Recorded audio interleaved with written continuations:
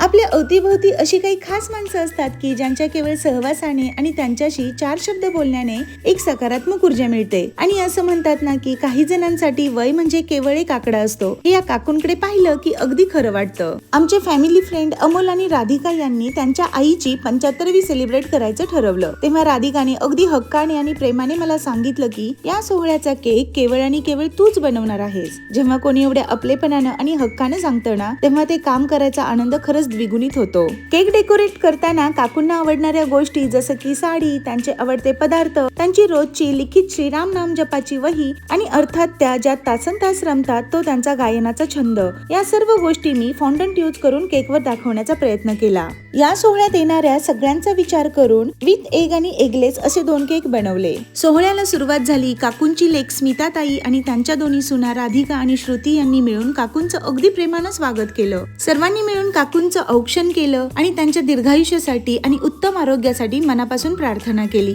त्यांचा नेहमीचा हसरा चेहरा, सर्वांशी आपुलकीनं वागणं आणि सकारात्मक विचारांमुळे माणूस नेहमी तरुण राहतो हे काकूंकडे पाहून पटतं. त्यानंतर काकूंच्या तिन्ही मुलांनी, सुनांनी आणि जावयांनी मिळून 75 दिव्यांच्या प्रज्वलित ज्योतींनी आपल्या आईला ओवळलं. त्यावेळी या ज्योतींच्या प्रकाशापेक्षा त्यांच्या चेहऱ्यावरील समाधानाचं तेजच जास्त झळकत होतं. या संपूर्ण दिमागदार कार्यक्रमाचं सूत्रसंचलन अमोल अतिशय जिव्हाळ्याने आणि उत्तम करत होते.